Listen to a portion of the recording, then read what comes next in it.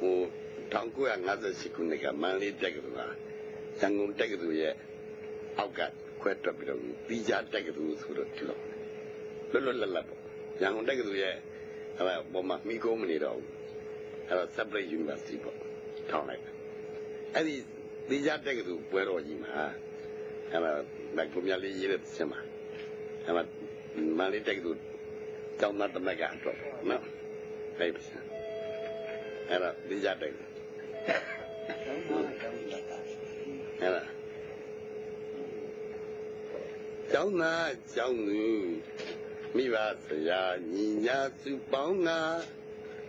သန္တာကြံမများအမှန်မင်းရရလားဘုံမာတမြငုံအားကြသုံးစွာအလှနဲ့ဝီဝီစာဘုံမာပမာမွန်းမွန်းဆိုကဘာတုံရမယ်ကြီးမာကြဖို့ကျရနာဘုံအလားရဲ့သီးရတကယ်လို့ယူကျောင်းသားကျောင်းသူမိဘဆရာ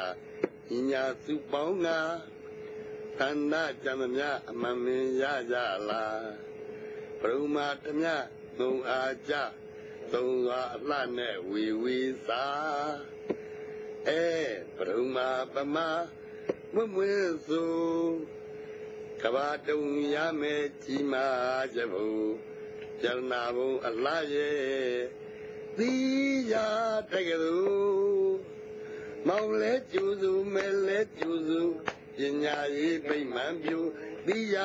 တကယ်လို့သီးရတကယ်လို့မောင်လဲကျူစုမဲလဲကျူစုပညာရေးပိမှန်ပြူသီးရတကယ်လို့သီးရတကယ်လို့ဒီမိုကရေစီပညာရေးပို့ချပေးမယ်ဘုံမောင်အလူမဲအလူငိမ့်ညံသာယာတာပိစီဘူးနီကူမယူလွတ်လပ်ညီတို့ခံစားမှုရင်မူတို့ရဲ့အလူတို့တနည်းများဆက်စို့စီတာချက်မလို့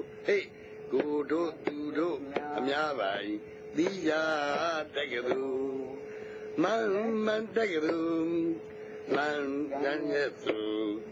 သန္တာကြံမများအမှန်မင်းဆွေးနွေးလူပြီးစီညွတ်မဲဆိုတောင်သူရသမားဆင်းရဲတာနဲ့လူသမားလေသမားလူလက်တန်းစားပါမကြံလို့အမှန်ဆိုလူရန်စားမရွေးပဲအခမဲ့ပညာရေးပေးဖို့ကိုတောင်းပြူတောင်းဆိုအိုးဝေတေးကျူအမျိုးသားလက္ခဏာဖွံ့ဖြိုးလို့သိမ္မာဒိဋ္ဌံပြိုင်ငါလမ်းလျက်ကျူဝိဇ္ဇာသိပ္ပံဆိုင်ရာမန်တက္ကသိုလ်အတုရှိစီလို့တို့တက္ကသိုလ်မောင်လဲကျူစုမဲလဲကျူစုပညာရေးပိမှန်ပြူသီးရတက္ကသိုလ်ဒီမိုကရေစီပညာရေးပို့ချပေးမယ်ဘုံမောင်အလူမဲလူငိမ့်ချမ်းသာယာတာပိစီဘူးနီကူမယူလွတ်လပ်ညီတို့ခံစားမှုရင်မူတို့ရဲ့အလူတို့တနည်းများဆက်စို့စီတာချက်မလို့ကိုတို့သူတို့အများပိုင်သီးရတက္ကသိုလ်